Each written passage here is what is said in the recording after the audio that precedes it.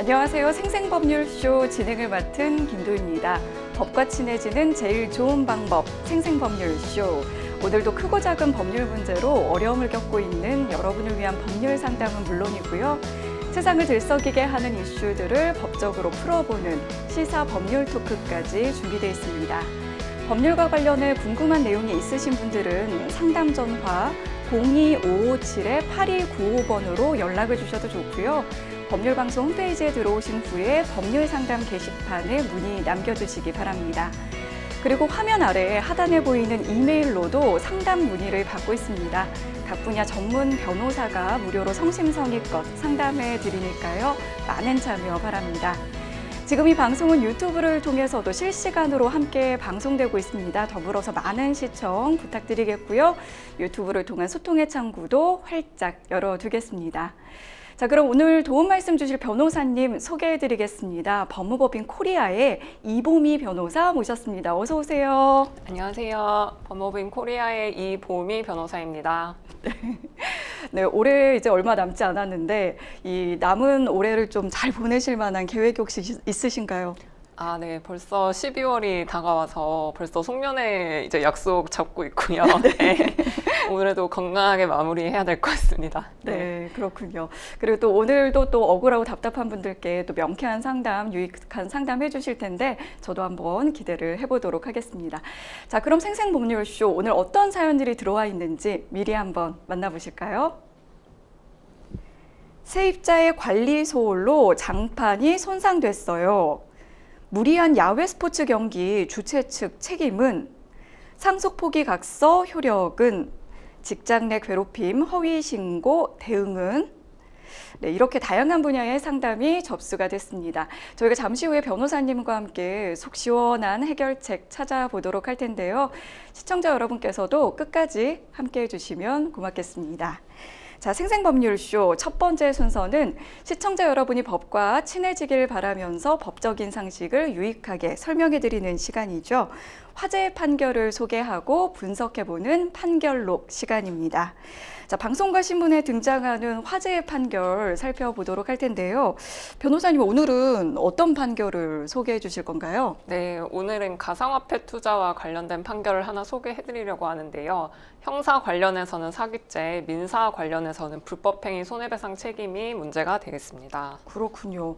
이 생생법률쇼 저희 코너에서도 사실 이 가상화폐 관련된 사기죄 뭐 이런 사연들 정말 많이 다뤘었는데 대부분 이제 돈을 좀 돌려받지 못하는 경우가 많아서 안타까웠던 경우가 있었는데요.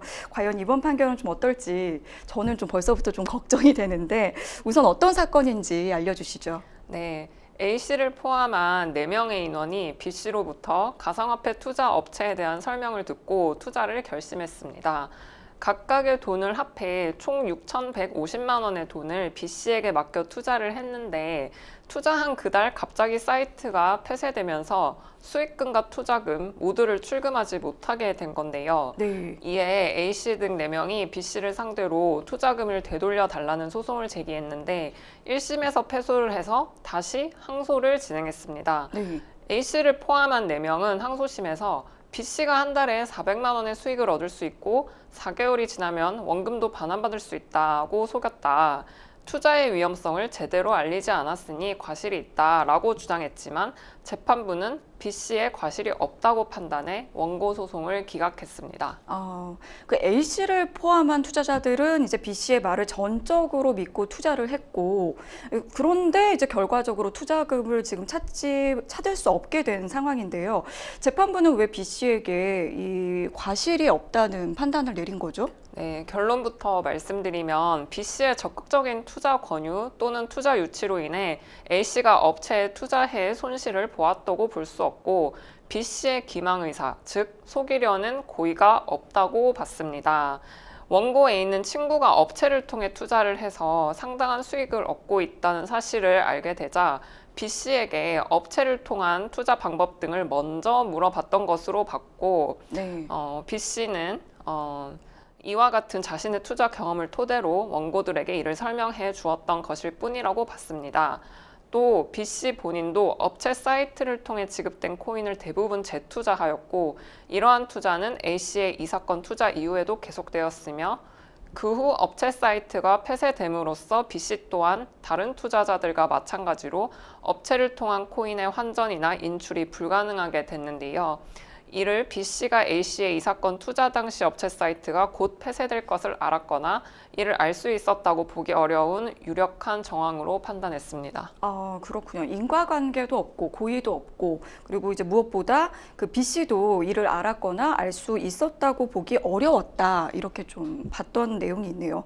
그럼 만약에 가상화폐 투자가 아니라 이제 현금, 법정화폐를 투자를 했다면은 결과가 좀 달라질 수도 있는지 이런 부분 좀 궁금한데요. 어떤가요? 네, 형사상 사기죄나 민사상 불법행위 성립을 판단함에 있어 가상화폐 투자나 법정화폐 투자가 어떤 차이가 있는 것은 아닙니다. 네. 대여금 같은 경우 사기냐 아니냐를 판단함에 있어서 그 기준은 당시 변제 자력이 있었느냐를 보게 되는데 투자금 같은 경우는 사기가 인정되려면 더욱 엄격한 요건이 필요합니다. 왜냐하면 투자는 애초에 어느 정도 위험성을 감수하고 본인의 판단에 따라 금액을 지급하는 구조이기 때문인데요. 네. 그래서 비상장에서 주식 투자나 이 사건과 같은 가상화폐 관련 투자도 불법행위가 성립하려면 투자 권유자가 자신의 위험성을 인지하고 투자금을 회수하면서 다른 사람에게는 전망이 좋은 것처럼 말하여 투자를 하게 했다는 등 명확한 정황이 발견되지 않는 이상 성립하기 어렵습니다. 네, 그렇군요. 그런데 이제 A 씨를 비롯한 나머지 투자자들은 사실 B 씨에게 좀 속았다고 지금 주장을 하고 있는데 이를 증명하려면 사실 증거가 있어야 되는데 이런 사건들은 항상 그 증거를 좀 확보하기가 많이 어렵잖아요. 여기에서는 어떻게 좀 입증을 했나요? 네, 일단 민사 증명을 위해서 형사 고소를 함께 진행을 하는데요. 왜냐하면 수사기관에서 사기죄로 고소가 이루어지면 피고소인을 불러 조사를 하거나 의심스러운 부분에 관해서는 금융자료 조회 등을 실시하기 때문에 피해자 입장에서는 입증 부담을 훨씬 덜 수가 있습니다. 이 사건 경우에도 민사소송과 함께 형사고소를 하였는데 사기 사건이 무혐의 결정이 나서 민사에서도 상당히 불리해진 면이 있습니다. 네. 네, 앞서 말씀드린 것처럼 사기 또는 불법행위가 인정되기 위해서는 B씨가 본인의 투자금을 회수하였다든지 업체와 통모하여 일정 수수료를 받고 다른 투자자들을 모집하였다든지와 같은 정황을 입증해야 합니다. 네. 그렇다면은 이 타인에게 가상화폐 투자를 권유하는 그 행위 자체는 좀 문제가 없다고 볼 수도 있는지 보통은 이제 일반인 분들은 이런 게 투자 사기 아니야? 이런 좀 생각이 들기도 하거든요. 어떤가요? 네, 가상화폐가 불법이 아닌 이상 이에 관한 투자를 권유하는 행위나 투자 행위 모두 법적인 문제가 있는 것은 아닙니다. 투자는 그 의미 자체로 고수익의 가능성 때문에 어느 정도 원금 손실의 위험성을 감수하고 나아가는 행위이므로 일부 과장이 있더라도 사기 또는 불법 행위 성립이 쉽지 않습니다. 때문에 누가 투자를 권한다고 하더라도 그 선택에는 늘 대가가 따른다는 것을 항상 명심하시고 매우 신중한 선택을 하셔야 합니다. 네. 아까 같은 사건 같은 경우에도 원금을 보장해 줄 수도 있다. 이런 이야기에 좀 혹하셨을 것 같은데 무엇보다 이제 그 피해자분들이 가장 원하는 건 이 그동안 이제 좀 투자한 돈을 찾는 일일 텐데요. 피해를 좀 복구할 수 있는 방법 뭐 정말 없는 걸까요? 네, 정상 거래소가 존재했고 투자 권유자의 기망이 없는 것으로 사법기관에서 판단이 되면 민형사상으로는 피해 회복의 방법은 안타깝지만 없습니다. 네. 아, 그렇군요. 너무 또 단호하게 이야기하시니까 네. 좀 마음이 아픈데요. 사실 가상화폐 관련된 이 투자 사기 뉴스는 계속해서 나오고 있습니다. 뭐 어떤 행위를 좀 사기라고 지칭을 할 수 있는 건지 또 사기에는 어떤 좀 유형들이 있는지 알려주시면 좀 도움이 될 것 같아요. 네, 첫 번째로는 가상화폐는 가상화폐 거래소를 통해서만 판매 및 유통이 가능한데 정상적인 경로로는 불가능한 가상화폐를 곧 해외 금융시장에 진입할 것이다. 곧 거래소에 수십 배, 수백 배의 가격으로 상장될 것이다. 라고 기망하는 방식이 있고요. 두 번째로는 고수익을 보장하며 투자를 조장하는 방식으로 수개월 혹은 1년에 2배, 3배 이상의 고수익을 보장하며 피해자들로부터 투자금 명목 또는 계좌 개설 등으로 현금을 편취하는 유형이 가장 일반적인 사기 사례입니다. 네. 이번 사건의 경우에도 이 유형에 해당될 수 있는 케이스지만 투자 권유자가 본인도 수익성을 믿고 계속 투자를 하였다는 정황이 인정되어 업체 사이트가 곧 폐쇄될 것을 알았거나 알 수 있었다고 볼 수 없다고 판단한 것입니다. 네, 그렇군요. 정상적인 경로로는 좀 불가능한 가상화폐를 나중에 이제 상장될 거야. 이렇게 이야기하는 유형이 있다고 하셨고, 또 이제 고수익을 보장하면서 뭐 1년에 2배, 3배, 이렇게 그런 식으로 현금을 편취하는 유형이 있다. 이렇게 알려주셨습니다. 마지막으로 가상화폐 투자를 할 때 이 사기 피해자가 되지 않으려면 어떤 부분들을 좀 유념해야 할지 알려주시죠. 네, 1차적으로는 정상적인 유통거래가 가능한 거래소가 존재하는지, 그 다음에는 고수익성에 대한 판단인데, 만약 투자 권유자 내지 업체에서 수익률을 긍정적으로 제시하더라도 이에 대한 판단은 투자자의 몫입니다. 그래서 수익성의 근거에 관해서 적극적으로 사실관계 내지 전제 사실을 속였다는 점을 입증하지 않는 한 추후 손실 발생 시에 책임을 물을 수 없게 될 가능성이 높다는 점을 잘 알고 계셔야 할 것 같습니다. 네, 이 투자에는 뭐 위험이 따를 수밖에 없겠지만 전적으로 이제 본인의 몫으로 되는 경우가 많은 것 같습니다. 그래서 보다 철저하게 따져보고 또 이제 검증된 절차를 거쳐서 재차 확인하는 자세가 무엇보다 필요하다고 하겠습니다. 자, 지금까지 판결록 함께했습니다. 여러분은 지금 생생법률쇼를 시청하고 계십니다. 어렵고 복잡한 법률 문제로 고민하고 계신가요? 그렇다면 생생법률쇼가 도와드리겠습니다. 생생법률쇼에선 민사, 형사, 가사 등 각 분야 전문 변호사들이 매년 800여 건의 법률 문제를 속 시원하게 해결해드리고 있는데요. 그럼 무료로 법률 상담을 받을 수 있는 3가지 방법, 지금부터 소개합니다. 첫째, 02-557-8295번으로 전화해 법률 상담 신청을 한다.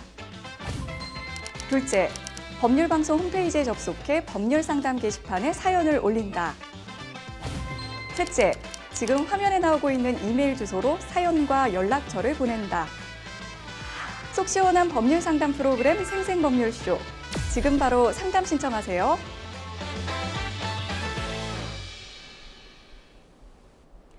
자, 이번에는 법률방송 이메일을 통해 들어온 여러분의 고민을 해결해 드리도록 하겠습니다. 어떤 사연인지 함께 만나보시죠. 저는 비치발리볼 선수로 활동 중인데요. 몇 달 전 세계 대회에 출전했습니다. 유독 더운 날씨였는데 대회 당일 역시 경기장 온도가 36도까지 올라갔습니다. 저는 모래가 너무 뜨거워 경기를 미뤄야 한다고 주최 측에 주장도 해봤지만 주최 측은 계속 경기를 방해하면 기권하는 것으로 간주하겠다며 으름장을 놓더니 대회를 이어나갔습니다. 대회를 위해 열심히 연습을 해왔기 때문에 여기까지 와서 경기를 포기할 수는 없었는데요. 그래서 어쩔 수 없이 경기를 이어가게 됐습니다.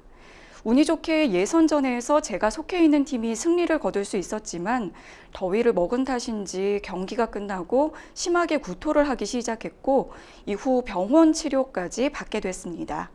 결국 다음 경기를 이어갈 만큼 컨디션이 회복되지 않아 더 이상 대회에 출전할 수 없게 됐는데요. 이에 아무 대책 없이 대회를 진행한 주최 측에 너무나 화가 나 보상을 요구하며 항의를 했지만 주최 측은 그럴 수 없다고 단호하게 말하더군요. 이런 상황에서 제가 보상받을 방법은 없는 걸까요? 사실 이 극심한 더위 시달려 보신 분들은 아시겠지만 올여름에 정말 더웠잖아요. 이렇게 좀 극심한 더위에서는 사실 이제 온열 사고의 위험이 상당히 있을 수밖에 없는데 경기 중단이나 취소 이런 것들도 좀 고려해 볼 수 있지 않았나 이렇게 좀 안타까운 상황인 것 같습니다. 이 상담자님이 이제 거세게 항의를 했는데도 이제 주최 측이 경기를 이어갔고요. 주최 측에서 이제 선수 보호를 좀 해야 될 의무가 좀 있을 텐데 뭐 경기 시간을 뭐 변경한다든지 이런 조치를 좀 취했어야 할 만한 법적인 의무는 없는 건가요? 네, 일단은 대회 주최 측은 선수들의 안전을 보호할 의무가 있습니다. 관련 계약서를 봐야 뭐 명확하게 설명을 드릴 수 있겠지만 일반적으로 뭐 상식적으로 생각해봐도 주최 측은 이제 날씨가 너무 더운 경우에는 선수들의 건강 안전을 보호하기 위해서 말씀하신 대로 대회 시간을 조금 조정을 네. 오후로 조정을 한다거나 하는 방법을 충분히 강구해 볼 수 있지 않았나 싶습니다. 네. 그렇죠. 그리고 이제 결국 대회 이후에 이제 이 온열 질환 증세가 나타나서 이제 병원 치료까지 받은 상황이거든요. 그리고 안타깝게도 이런 그런 상황 때문에 다음 경기 출전도 불발이 됐는데 뭐 상해 뭐 치료비에 대한 청구는 물론이고 사실은 뭐 정신적인 손해배상 이런 것까지도 청구가 가능할지 좀 궁금한데 어떤가요? 네, 일단은 계약서에 이제 과도한 이제 날씨 조건에서 대회를 미룰 수 있다라는 규정이 있으면 가장 명확하게 저희가 그 조건을 근거로 손해배상 청구를 할 수 있고요. 그리고 그 규정에 따르지 않은 이제 주최 측의 고의까지는 아니라도 과실 책임이라도 저희가 주장을 해볼 수 있을 것 같습니다. 네. 그리고 이제 손해 관련해서는 당연히 이제 치료비는 당연히 적극 손해로서 인정될 수가 있고 대회 참가비도 아마 이 정도 대회면 상당히 높은 금액일 것 같은데 이 부분도 주장을 할 수 있을 것 같고 그리고 말씀하신 이제 향후 예정된 대회 출전 제한으로 인한 손실액도 이제 부분도 상당히 큰 금액일 것 같습니다. 그리고 이제 정신적인 손해에 해당하는 위자료도 주장을 할 수 있고요. 네. 관련해서 이제 만약에 이런 주장을 하기 위해서는 당시 이제 기상 상황을 입증할 수 있는 기상청 기록이 가장 중요할 것 같아요. 네. 그리고 이제 말씀하신 것 보면 분명히 이제 경기 전에 주최 측에 대회를 조금 미루는 게 어떻겠냐라고 요구를 했던 요청을 부분. 네네. 네, 이메일이든 뭐 카톡이든 하신 것 같아요. 그러면 그것도 굉장히 중요한 증거가 될 수 있고요. 그리고 당연히 이로 인해서 진단서, 치료 기록 다 있으실 테니까 네, 이런 부분도 꼼꼼하게 챙기시면 좋을 것 같고 당시에 이제 대회 관련 영상이 있을 것 같아요. 그러면 이제 저희 사연자뿐만이 아니라 다른 선수들도 굉장히 이제 힘들어하는 모습을 제출하면 충분히 설득력이 있을 것 같습니다. 그렇군요. 이게 이제 비치 발리볼 선수라고 하셨는데 이제 야외 스포츠 경기 같은 경우에는 뭐 늘 그 날씨에 따라서 어느 정도의 위험을 뭐 감내해야 되는 부분도 있겠지만 그 부분에 좀 어느 정도의 한계를 좀 넘어선 게 아닌가 그런 생각이 드는데 주최 측이 좀 안전 관리에 소홀했다 이런 부분들은 좀 어떤 기준으로 좀 판단을 하게 되나요? 네, 국민체육진흥법 제13조의 2해에 의하면 체육행사 개최 시 안전관리 조치라는 규정이 있습니다. 네, 이 규정에서는 이제 주최 측이 안전교육, 점검을 시행하는 안전관리에 필요한 조치를 하여야 한다라고 정해져 있고, 이제 시행령에 보면 안전점검표가 있습니다. 그래서 이제 점검표에는 행사 장소, 뭐 시설 현황, 안전요원, 그리고 선수의 안정성을 확인할 수 있는 어떤 조치, 그리고 응급 상황에 대비한 조치까지 모두 이제 사전 점검을 하는 표가 마련되어 있어서 표가 이렇게 있군요. 네, 이 부분을 그 주최 측이 또 충실히 이행했는지도 확인을 해야 될 것 같습니다. 그렇군요. 요즘에는 이제 워낙 이제 큰 규모의 뭐 국내 대회뿐만 아니라 이제 국제 스포츠 대회도 많이 열리기 때문에 자체적으로 뭐 구급 의료진을 좀 준비를 하고 또 상해보험도 가입을 하는 추세라고 좀 들었는데요.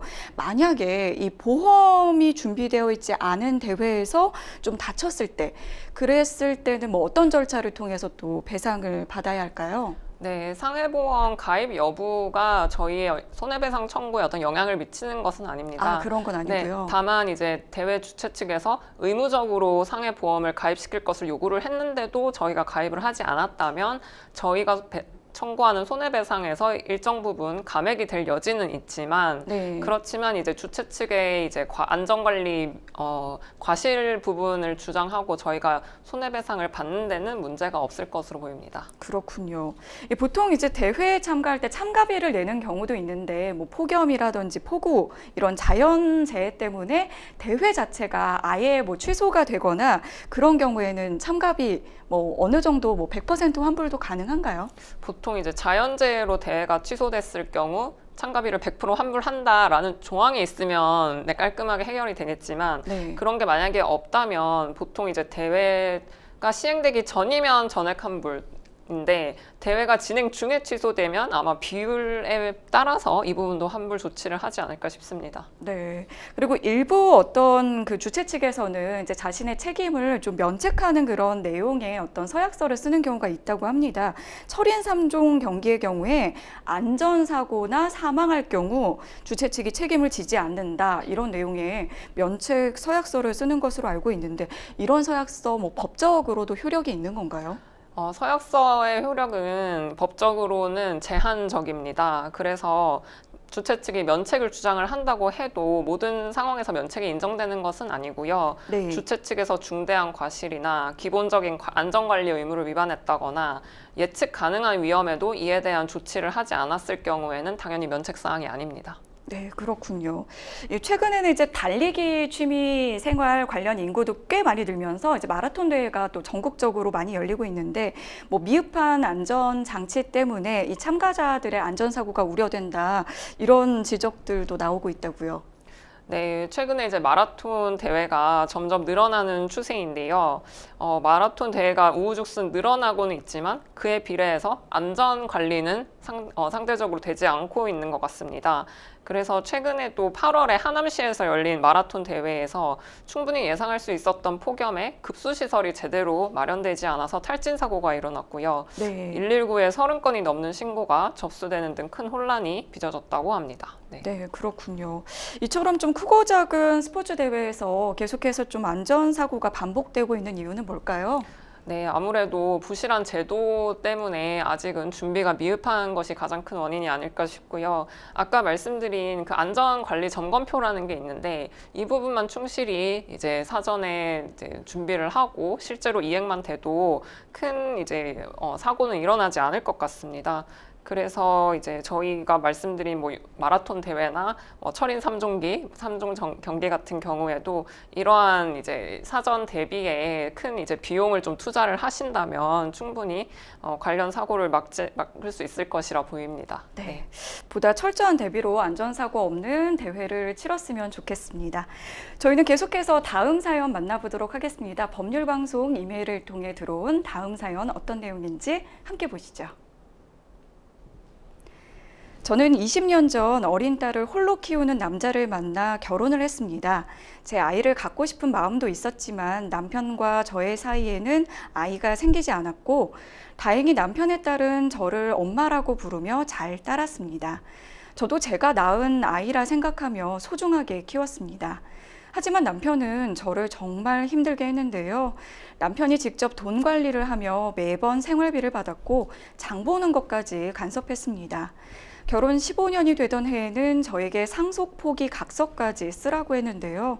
저는 너무 자존심 상하고 싫었지만 남편과 싸우기 싫어서 남편이 사망하면 상속을 포기한다는 각서를 써야만 했습니다. 그렇게 힘들게 버텨왔는데 더 이상은 버틸 수가 없어 결혼 20년 만에야 이혼 소송을 낸 건데요. 1심에서 이혼하고 50%의 비율로 재산을 분할하라는 판결을 받았습니다. 그 후 남편이 항소해서 항소심 소송을 진행하던 중 남편이 지병으로 갑자기 세상을 떠난 건데요. 그런데 저를 엄마처럼 따르던 딸이 어머니는 상속 포기도 했고 이혼 소송까지 했으니 상속인은 나 혼자고 아버지 재산도 전부 자신의 것이라고 주장하는 겁니다. 정말 치가 떨리는데요. 딸의 말처럼 저는 재산 분할도 상속인 자격도 없는 게 맞는 건가요? 이렇게 사연을 주셨는데요. 이혼 소송 1심에서는 지금 이혼 판결이 난 상태인데 지금 사연을 주신 분께서 남편의 상속인 자격도 없는 게 맞는 건가요? 라고 하셨거든요. 남편의 상속인 될 수 있는 걸까요? 네, 결론적으로는 당연히 상속인 가능하고요. 네. 이제 이혼 때문에 이제 약간 헷갈리실 수는 있는데, 네. 이제 이혼 항소심 진행 중에 남편이 사망을 하셨기 때문에 이혼이 확정 판결이 지금 나지 않은 상황이거든요. 네네네. 그렇기 때문에 이혼이 지금 이루어지지 않았기 때문에 당연히 법률상 배우자의 신분을 유지를 하기 하는 것이고 따라서 상속권을 행사할 수 있습니다. 아, 지금 항소심 일단은 진행 중이기 때문에 아직까지는 확정이 안 났기 때문에 그 신분을 유지를 한다고 이야기를 해주셨고, 그러면 진행 중인 지금 이 이혼 소송 항소심 어떻게 되는 건가요? 네, 이 부분이 상당히 이제 주의를 하셔야 되는데 네. 이제 재판상 이혼 청구권이라는 것은 부부의 일신 전속적인 권리이기 때문에 일방 당사자가 이제 사망을 하게 되면 이혼 소송은 그대로 종료가 됩니다. 아, 네. 그렇다면 이제 이혼 소송은 종료되는데 그에 병합된 재산분할 청구는 어떻게 되는가에 조금 이제 헷갈릴 수 있는데 우리가 보통 이혼 및 재산분할 청구를 하게 됩니다. 그러면은 이혼 소송이 종료되기 때문에 병합된 재산분할 청구도 같이 종료를 하거든요. 네. 그런데 만약에 저희가 이혼만 청구를 하고 이제 갑자기 상대방 남편 쪽에서 사망을 했어요. 그리고 이혼은 확정이 된 상태고 재산분할 청구는 거기서 병합을 만약에 하지 않았다면 나중에 이제 재산분할 청구는 그런 경우에는 또 그 자녀분들, 상속인들을 상대로 별도로 또 청구를 할 수가 있습니다. 아, 이혼은 이제 본인들 당사자만 할 수 있지만 재산 분할은 그 자녀를 상대로도 이어진다는 말씀이신 거죠? 네. 그래서 이제 어떻게 생각하면 이혼과 재산 분할을 같이 청구를 하면 이게 전부 다 종료가 되는 효과를 낳는데 이혼만 청구를 한 경우는 나중에 또 상속인들을 상대로 그 재산분할 청구를 할 수 있는 약간 헷갈릴 수 있는 결과가 나오게 됩니다. 네. 그러면 이제 재산분할 같은 경우에는 그런 식으로 그러면은 이어진다는 게 어떤 의미인가요? 지금 이 사연 같은 경우는 이혼 및 재산분할 청구를 같이 제기를 하셨고 1심에서 이제 50% 재산분할을 받으셨거든요. 네네. 근데 이제 상소심 진행 중에 사망을 하셨기 때문에 아까 말씀드린 것처럼 이혼과 재산분할이 모두 다 그냥 종료가 되는 것입니다. 그러니까 이 부분은 확정이 되지 않고 그냥 그 상태로 남게 되는 것이라서 이분은 그냥 이제 재산분할 청구도 지금 할 수가 없는 상황인 거고요. 그냥 상속인 지위를 취득해서 거기서 이제 금전을 확보를 할 수가 있는 상황인 것입니다. 아, 그렇군요. 그러면 지금 50%의 비율로 재산을 분할하라는 이 판결 자체는 그러면은 확정도 되지 않은 상태로 그냥 종료가 돼버리는 건가요? 그러니까 저희 입장에서는 이혼을 하게 되면 부부의 이제 공동재산 중에 이제 뭐 특유재산도 나눠야 되고 기여분도 주장을 해야 되고 하는데 상속권을 주장을 하게 되면 그런 거 다 없이 그냥 남편의 가진 모든 재산에서 저의 이제 상속 비율만큼 이제 상속을 받는 것이라 사실은 이혼을 통한 재산 분할보다는 훨씬 많은 금액을 확보할 수 있을 것 같습니다. 오히려 이제 그 상속인 지위에서 더 많은 금액의 비율의 재산을 가져갈 수 있을 것 같다라고 얘기를 하셨고, 그러면은 지금 상담자님이 썼다고 했던 상속 포기각서 뭐 이런 부분은 전혀 뭐 효력이 없다고 볼 수 있는 건가요? 네, 상속 포기각서라는 것은 원칙적으로 상속이 개시된 이후, 그러니까 사망한 이후에 작성이 되어야 법적으로 효력이 있고요. 사연자 같은 경우는 이제 사망하시기 전에 작성을 하신 것이라서 아무런 법적 효력이 없습니다. 그리고 이제 상속 포기각서라는 것은 사망되고 나서 3개월 안에 상속 포기 신고서라는 것을 가정법원에 신고를 하셔야 되고요. 단순히 이제 각서를 썼다는 것만으로 법적인 효력이 인정되는 것도 아닙니다. 아, 그 특별한 시기에 따라서 그 효력이 좀 인정된다는 거죠? 그러면 사망하고 나서 몇 개월 이내, 3개월 이내 반드시 해야 된다라고 얘기를 해주셨고, 그러면 지금 상속인 지위에서 재산을 분할받게 된다면 그 어느 정도 지금 상속을 받을 수 있을까요? 네, 지금 사연자님은 이제 따님과 본인 이렇게 두 분이 계신 걸로 확인이 되는데요. 그러면 이제 저희 사연자님은 법률상 배우자이기 때문에 이제 1.5의 비율대로 따님과 1.5대 1이니까 5분의 3, 5분의 2 이렇게 법적으로는 확보할 수 있습니다. 아, 그렇군요. 그 마지막으로 상담자님께 그 조언 한 말씀 부탁드리겠습니다. 네, 어쨌든 쉽지 않은 결혼을 하셨고 또 이제 20년 넘게 이제 본인이 이제 낳지 않은 딸도 애지중지 키우셨던 것 같은데 이런 또 결과를 또 맞이하게 돼서 상당히 안타까운 상황으로 보이지만, 그렇지만 이제 또 각서는 법적으로는 전혀 효력이 없는 것이기 때문에 당당하게 상속인으로서의 권리를 주장을 하시면 좋을 것 같습니다. 네. 오늘 그래도 이제 그 걱정하셨던 부분보다는 조금 더 이렇게 좀 나은 결론을 좀 얘기해 주신 것 같아서 다행이라는 좀 생각이 들고요. 여러분은 지금 생생법률쇼를 시청하고 계십니다.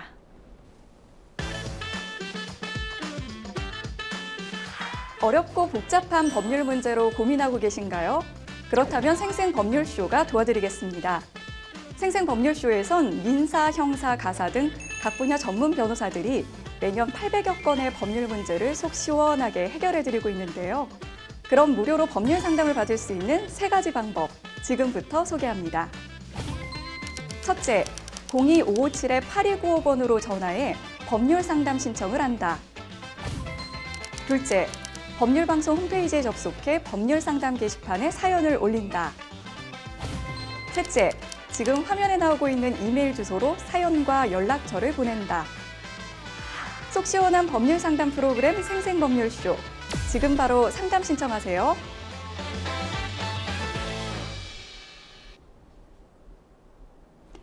지금부터는 생생법률쇼가 자랑하는 성심성의 무료 법률 상담 이어가 보겠습니다. 전화 연결되어 있는데요. 전화 받아보겠습니다.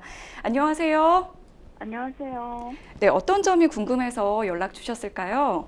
예, 저는 저기 그 2023년도에 네, 전세를 월세를 줬는데요. 네네.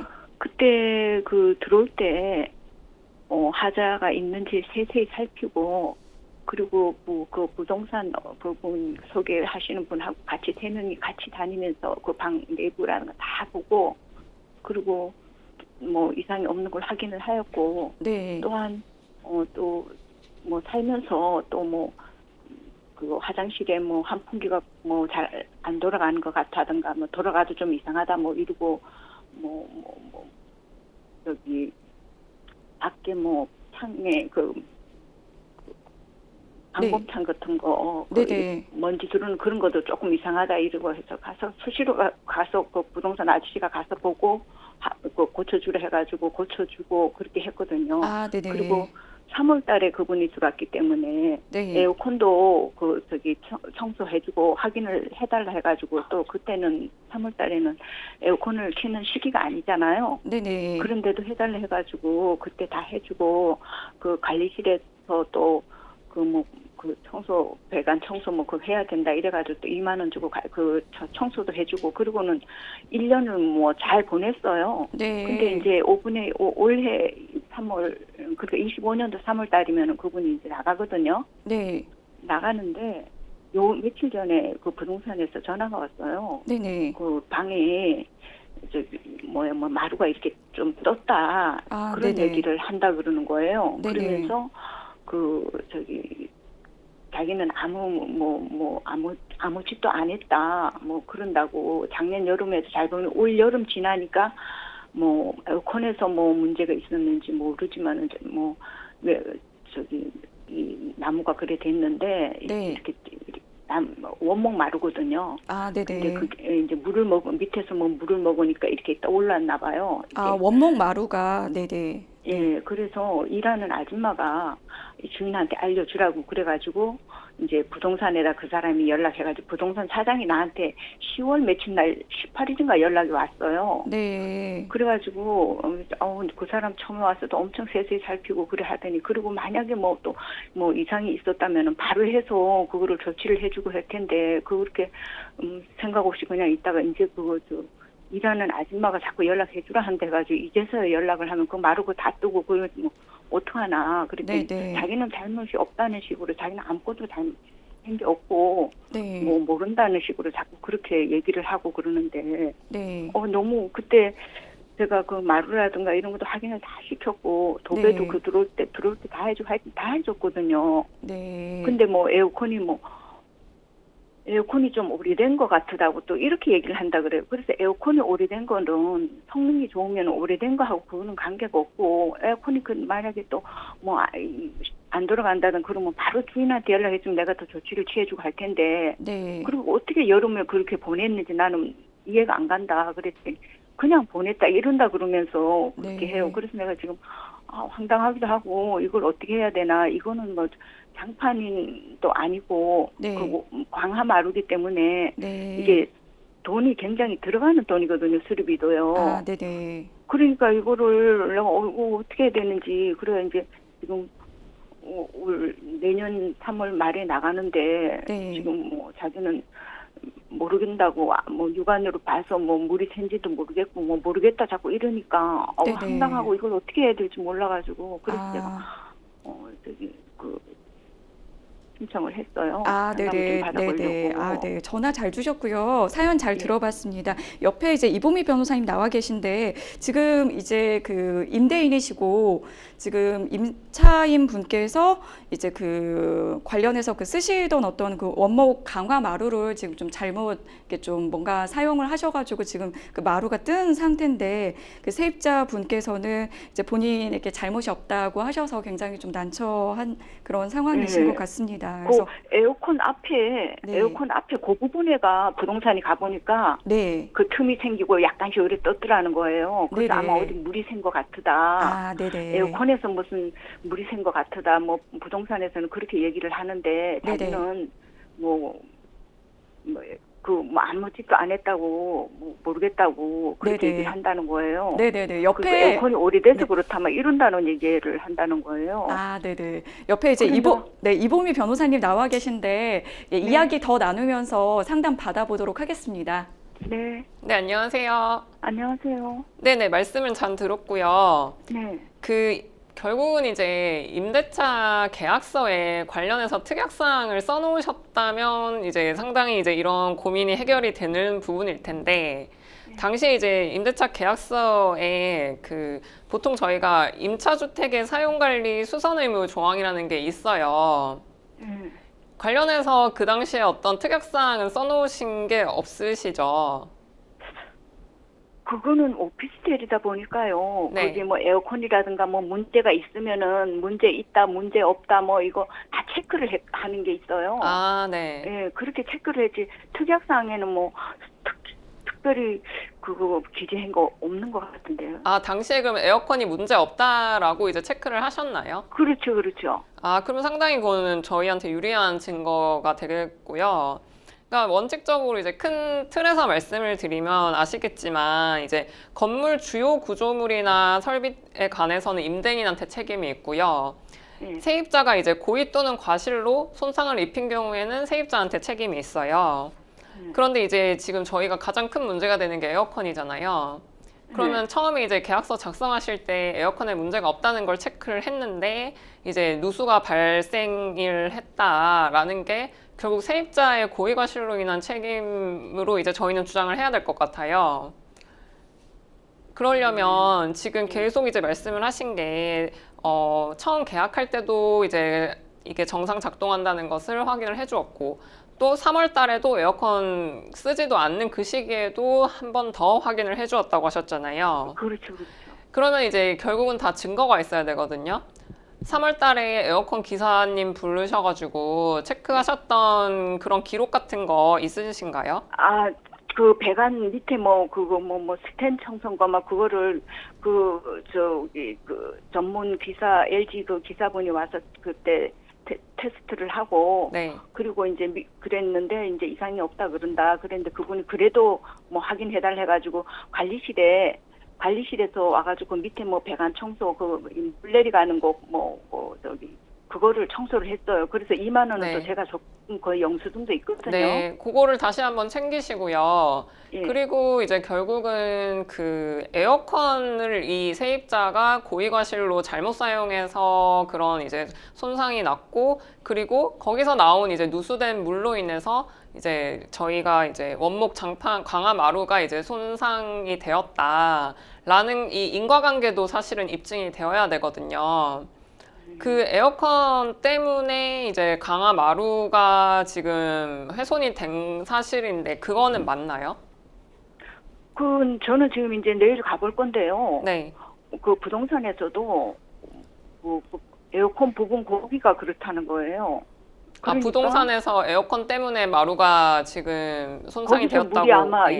이렇게 물 내려가는 게 뭐 올라와서 그런지 육안으로는 잘 모르겠더래요. 네. 근데 이게 약간 이렇게 떠가지고 있고 이게 밟으면 뭐 소리가 나고 뭐 그렇다 이런 얘기를 하더라고요. 그러면 그래서 일단 뭐 내일 직접 가신다고 하시니 예, 그 부분을 사진을 명확하게 찍어 놓으셔야 될 것 같고요. 그러니까 에어컨을 그 세입자가 잘못 사용해서 일단은 그 누수가 발생을 했고 그 누수로 인해서 강한 마루가 또 훼손이 되었다. 이 두 가지가 확인이 되어야 돼요. 그래서 내일 그 부분을 직접 가셔서 사진을 꼭 좀 찍어 놓으셨으면 좋겠어요. 예, 그리고 이제 말씀 중에 만약에 이런 것들이 다 인정이 된다면 세입자한테 지금 이 모든 손해를 지우고 싶으신 거잖아요.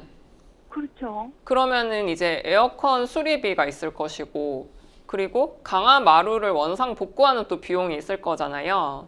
예, 그러면은 이런 것도 저희가 다 준비를 해 놓으셔야 돼요. 강화마루를 복구하는데 이제 드는 비용은 뭐 인테리어 업자한테 또 문의를 하셔가지고 예, 그런 거를 미리 좀 어느 정도 예상 견적 같은 거를 좀 뽑아 보시고요. 예, 에어컨 수리비도 이거는 견적을 쉽게 알 수 있잖아요. 예, 네, 이런 부분을 좀 꼼꼼하게 먼저 증빙 자료를 마련을 해 놓으시고 이걸 이제 세입자한테 이제 청구를 해야 되는데 지금 세입자 입장에서는 임대인 쪽에서 그 에어컨 관리를 안 해줬기 때문에 자기가 지금 이런 책임이 아마 없다고 주장을 하겠죠. 그러면은 이게 이제 임차인의 관리 부주의로 인해서 발생한 손해라는 걸 정말 저희가 정확하게 이제 입증을 해 주셔야 되거든요. 만약에 이제 이런 모든 것들이 다 입증이 된다면 당연히 세입자한테 저희가 비용 청구를 할 수 있는 부분이고요. 그리고 이제 보증금에서 당연히 이 부분은 제하고 보증금을 반환을 하면 되는 거잖아요. 네, 네. 그러면 이제 만약에 임차인 쪽에서 그 부분에 불만이 만약에 있으면 그러면 이제 오히려 임차인 쪽에서 뭐 법적으로 이제 다투어라 라고 주장을 해보시면 저희 쪽에서는 일단 비용은 그만큼 일단 보증금에서 제하고 주니까 세이브 할 수 있지 않나 싶거든요. 지금 임차인과는 어느 정도 이런 이야기를 해보셨나요? 아, 임차인하고는요, 네, 뭐, 부동산을 통해가지고 자기는 아무것도 잘못, 뭐, 어떻게 뭐, 무슨 짓도 안 했다. 그냥 네, 그 일하러 오는 아줌마, 청소하러 오는 아줌마가 뭐, 알려주라 그래가지고, 주인한테 알려주라 그래가지고 알려준다 그러면서 부동산을 통해가지고 10월 18일경인가 이제 저한테 연락이 왔는데, 제가 이제 그분을 그러면 그 사람을 좀 만나야 된다 그랬더니 뭐, 그 사람이 뭐 집에 잘 없고 뭐 그렇다고 그런 얘기를 하더라고요. 그래서 저기 지금 임차인과는 직접은 한 번도 얘기를 해보신 적이 없으신 거고. 했어요. 며칠 전에 이제 통화가 네. 됐어요. 아, 통화하셨어요? 그래서 네, 내일 일단 네. 만나기로 했는데 네. 뭐 어저께 일단 만나서 얘기를 하기로 했고요. 아, 네. 부동산을 통해서 들은 거는 23년도 3월에 들어왔으니까 23년도 그 여름에는 잘 보냈다는 거예요. 그리고 네. 24년도 올해 네. 여름을 지나고 나니까 그랬다. 그런데 뭐 에어컨이 시원하지 않아가지고 그래서 뭐 에어컨을 뭐 바꿔야 된다고 뭐 그러면서 업자를 불렀었는데 뭐 업자가 그거를 바꾸면은 뭐 다른 것보다 수리비가 40만 원 나온다 이랬다 그래요. 네. 그래서 내가 아니 그런 일이 있고 하면은 진작 나한테 얘기를 해줬으면은 그 뭐 수리비가 40만 원 나오든지 새로 갈아주든지 그거는 내가 할 일이고 그런데 그걸 그냥 가만히 있다가 이제 여름 다 지나고 이제 와가지고 그 마루가 뜨고 하니까 이제서 그것도 그 청소 오는 일하러 오는 아줌마가 연락해주라고 네. 주인한테 연락해주라 해가지고 이제 연락을 하는 거라고 부동산을 통해가지고 그런 소리만 들은 거고 또 이제 저랑 만나는 날 네. 약속인 거는 뭐 그냥 부동산을 통해서 제가 들었는데 자기 있는 날 이제 내일 이제 만나기로만 하고 일단 제가 내일 가보기로 했거든요. 일단 근데 내일 가셔가지고 그 마루 네. 장판이 일어난 이유가 진짜로 에어컨 때문인지 아니면 또 세입자가 또 다른 어떤 잘못으로 인해서 그게 이제 또 훼손이 됐는지도 한번 확인을 해보시고요. 예. 네, 직접 말로 이제 하는 거는 사실은 이제 별 의미가 없고 당연히 이제 증빙 자료가 있어야 세입자도 설득이 될 것 같아요. 그런 부분을 좀 미리 좀 증빙 자료를 잘 챙기셔가지고요. 나중에 이제 내용 증명 같은 걸 보내야 될 수도 있으니까 그런 거를 좀 대비를 충분히 하셨으면 좋겠거든요. 아, 그러면은 그 사람 말대로 뭐 에어컨이 오래돼서 뭐, 저 부동산을 통해서 들었는데 에어컨이 오래돼가지고 뭐 그래서 시원하지 않아서 그렇다. 그래, 아마 거기 그 사람 제가 추측인데 그 에어컨을 뭐 와가지고 이렇게 건들고 할 때 그 물 조금씩 떨어지는 그 물바지 그게 호수가 빠지지 않았나. 근데 이 사람들은 그거를 모르고 있었던 거 아닌가. 제 추측에는 그런데 제가 그 기술자도 아니고 뭐 확실히 눈으로 보지는 않았는데 근데 하여튼 여름은 어떻든 간 뭐 그렇게 보냈다 그러고 24년도는 잘 보냈는데 24년도 올 여름에는 좀 안 더워가지고 시원하지 않아서 뭐 그랬다 이렇게 얘기를 해요. 네. 근데 뭐 에어컨이 뭐 오래돼서 그렇다 뭐 에어컨이 오래된 거는 그 밖에 그 실외기를 내비두는데 그 창을 열어놓고 에어컨을 틀어야 되는데 겨울에는 닫고 이제 그 여름 그 에어컨 쓸 때 되면은 그 실외기 내비두는 그 창을 열어줘야 되는데 안 열고 닫아놓고 하면은 시원하지 않고 그렇거든요. 네. 제가 이제 새를 다른 분도 줘봤을 때 한번 그런 경험이 있었거든요. 네. 근데 뭐 하여튼 그것도 어떻게 됐는지는 모르겠고 하여튼 올해 5분에 뭐 작년도 잘 보냈고 올 여름에 그래 지나고 나니까 그렇다. 그리고 뭐 에어컨이 뭐 오래돼서 그렇다. 뭐 그리고 뭐 시원하지 않아서 업자를 불렀는데 뭐 40만 원 나올 애가 그냥 지냈다 이런다고 그런 얘기는 부동산한테 얘기해서 부동산을 통해서 제가 들었거든요. 그러면 제가 에어컨이 오래돼서 그렇다. 뭐 그렇죠. 뭐 그것도 인해서도 제가 뭐 잘못이 임대인이 뭐 책임이 있나요? 지금 말씀하신 게 결국은 세입자가 뭐 관리를 잘못해서 에어컨에서 이제 물이 나오게 됐다던가 이런 걸 말씀을 하시는 거잖아요. 그러면은 세입자가 이제 우리는 에어컨을 충분히 관리를 해줬고 한번 그 업자까지 불러서 에어컨에 이상이 없다는 걸 확인까지 해주셨다는 것을 증빙 자료 제가 아까 처음 말씀드린 것처럼 그거를 확인을 해주시고요. 그러면 이제 제3자가 봤을 때도 임대인은 충분히 관리를 했는데 임차인 쪽에서 사용을 하면서 이 관리를 잘못해서 지금 이런 누수가 발생했다라고 이제 설득을 할 수 있으니까요. 저희가 이제 중간중간에 이제 기사님 불러서 에어컨 관리를 해주었다라는 부분을 한번 챙겨보시면 좋을 것 같습니다. 예. 그러면은 일단은 그러면 뭐 사진 같은 거를 찍어야 되겠네요. 네, 사진 제일 중요하고 뭐 동영상으로 촬영을 하셔도 좋고요. 네, 네. 마룻 바닥이 손상된 원인이 에어컨 때문이라는 것도 한번 확인을 꼭 해보셨으면 좋겠습니다. 네. 네. 네, 알겠습니다. 네. 오늘 좀 답답하신 내용들은 조금 좀 해소가 되셨나요? 네. 네네. 오늘 상담 여기까지 진행을 하도록 하겠습니다. 좀 차근차근 잘 대응하셔서 좀 원하시는 결과 얻으셨으면 좋겠습니다. 전화 주셔서 고맙습니다. 네, 감사합니다. 사실 이 임대차 계약 관련해가지고 분쟁들이 항상 많이 발생하고 저희가 전화 상담에서도 자주 들어오는 내용 중에 하나인 것 같은데 좀 불필요한 그런 분쟁들 미리미리 좀 예방할 수 있으려면 어떤 부분들 좀 주의하면 좀 좋을까요, 변호사님? 네, 결국 입증 책임에 가장 이제 힘든 사항인 것 같습니다. 그래서 임대인 분께서는 처음에 이제 계약할 때 특약사항으로 이런 뭐 에어컨이나 굵직굵직한 시설 같은 경우는 아무 이상이 없다라는 것을 한 번 더 확인을 해주시면 좋을 것 같습니다. 그렇군요. 네. 지금 이제 사연에서는 그 입주하기 전에 세입자 분이랑 같이 이제 그 부동산 관계자랑 다 이렇게 체크를 해봤었고 중간중간에도 이제 뭐 수리를 요구하시면은 다 해드렸고 그런 부분이 있었다고 하는데 그러면은 이 뭐 세입자가 좀 까다롭게 이런 수리를 요구할 때 어느 정도까지 임대인 분의 그 의무가 있다고 봐야 할까요? 네, 임대인은 그 시설이 정상적으로 작동하는 것만 이제 확인이 되면 사실은 주요 의무를 다 했다고 볼 수 있고요. 결국은 이제 세입자가 이제 사용을 하면서 어떤 파손을 했다거나 이제 지금 에어컨 같이 누수가 일어났다거나 이런 부분은 이제 결국은 세입자의 사용상 과실로 인해서 발생했다는 것을 입증을 해야 되는데 이 부분은 사실은 좀 쉽지는 않은 것 같습니다. 그래서 임대인 입장에서는 정기적으로 점검을 하시는 게 그래도 가장 안전한 방법이 아닐까 싶습니다. 네, 생생법률쇼 어느덧 마칠 시간이 다 됐는데요. 오늘 함께해 주신 이보미 변호사님 고맙습니다. 네, 끝까지 시청해 주신 여러분 감사합니다. 오늘 순서는 여기까지입니다. 고맙습니다.